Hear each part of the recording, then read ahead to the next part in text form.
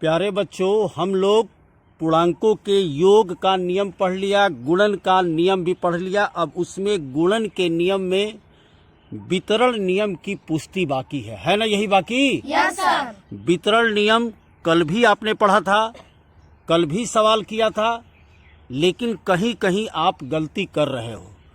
आज फिर सुबह से वितरण नियम के कई सवालों को कराया गया। कुछ लोगों का सही हुआ, कुछ लोगों का गलत हुआ। हम आपको वितरण नियम की सत्यता की जांच कराना चाहते हैं। जैसे ये आप देखिए कि 5 गुणे 10 में 10 को देखो कैसे 2 भागों में वितरित किया गया। वितरण का मतलब 10 को 3 और 7 में बांट दिया गया। तो जब इसका कैलकुलेशन करेंगे, हल करेंगे, तो 5 3 के साथ भी गुणे में आएगा और 5 7 के साथ भी गुणे में आएगा। अब हमें सत्यता की जांच ये करना है कि क्या इसका भी सरल करने पर उतना ही आएगा जितना इसका करने पर आएगा। बात समझ रहे हो ना? Yes sir. तो अभी तो इसमें 2 दिया है, मैं आपको अभ्यास में कई दूंगा। अब जैसे हम देखिए आपको दिखा रहे हैं, ये 5 खाना है, ये 10 खाना है। तो 5 में 10 से गुणा करेंगे तो 50, यानी इसके अंदर 50 वर्ग है। यदि 10 को हम वितरित करते हैं 3 और 7 में, आपको मैं दिखाता हूं यहीं पे, देखिए यहां पे, इसमें भी देखिए उसी तरीके से 5 खाना और ये आपका 10, 3 खाने से देखिए मैं काट रहा हूं। अब इसको इसमें रखते हैं, इसको यहां रखते हैं, ठीक है ना? यहां रख दिया गया। तो आप क्या देख रहे हैं कि इसमें 5 गुणे 3 पंक्तियां, 15 वर्ग इसमें है, काउंट भी कर लो। इसमें देखो बेटा 5 गुणे 7 यानी 5 7 35, इसमें 35 वर्ग है, गिन भी सकते हो आप। अब दोनों को जरा जोड़ो तो 35 और 15 कितना होता है? 50। इसमें भी कितना है? 50। इसका मतलब कि वितरण के नियम सही है, सही है ना? यानी 2 भागों में बांटने के बाद भी जब गुणा करके हम काउंट कर रहे हैं तो ये हमारा सही है।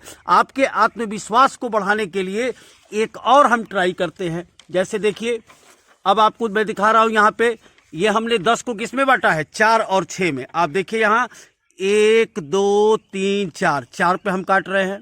कितना हुआ? 4 और ये 5। यहां देखो 5 गुणे 4 और ये कितना है? 6।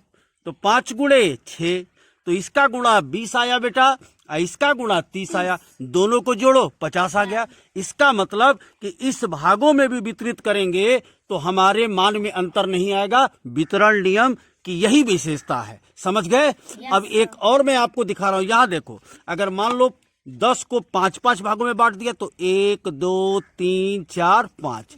बिना पढ़े भी आप समझ सकते हो कि भाई टोटल 50 खाना है, आधा आधा काट दिया तो इसमें 25, इसमें 25, जोड़ेंगे तो 50 हो जाएगा। लेकिन गणितीय विधि से देखिए, यहाँ 5-5 2 भागों में बांट दिया तो 5 गुणे 5 और फिर 5 गुणे 5। हमेशा ध्यान ये रखना होगा कि ये वितरण जो ब्रैकेट के बाहर 5 है, इसका इसके साथ भी गुणा होगा बेटा और इसके साथ भी गुणा होगा। आप क्यों भूल जाते हो? क्योंकि आप घर पे अभ्यास नहीं करते, और अभ्यास से ही आप सीख सकते हो। इस बात का ध्यान रखिए। यहां मैं जो करवा रहा हूं ठीक है, घर पे भी आपको करना होगा। जब ये आदत में आ जाएगी ना तो आप बड़े आसानी से इसको कर लोगे, समझ रहे हो? अब आपको उदाहरण बताते हैं। घर पे कोई भी बात बोलते हो तो व्यवहार में आ गया, लेकिन उसके जगह दूसरी भाषा आपको बोलने के लिए कहा जाए तो आप दिक्कत में आ जाते हो। तीसरा ये देखिए, इसी तरीके से अगर 2 8 में काटते तो हमारा, आप देखिए एक और मैं काट के दिखा रहा हूं, ये देखिए,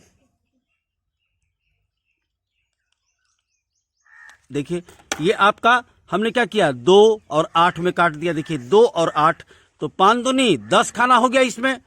अब 15 इसमें 40 खाना है, तो दोनों को जोड़ेंगे तो 50 हो गया। इसका मतलब कि पूर्णांकों के गुणन में योग का जो वितरण होता है वो नियमतः क्या है? सत्य है। हमने आपके सामने पुष्टि किया ना। और यही योग के साथ साथ अंतर में भी यही नियम है। इसीलिए मैंने ये प्रैक्टिस के लिए कुछ सवाल आपको दिया है। देखिए 10 सवाल दिया है, 5 सवाल। अब इसमें क्या करना है? निम्न प्रश्नों की सत्यता की जांच करना है। इसमें हमने कुछ ऐसे प्रश्न दिए हैं बेटा जिसमें बायां पक्ष और दायां पक्ष हो सकता है बराबर ना आए, तो आप क्या कहोगे? असत्य है।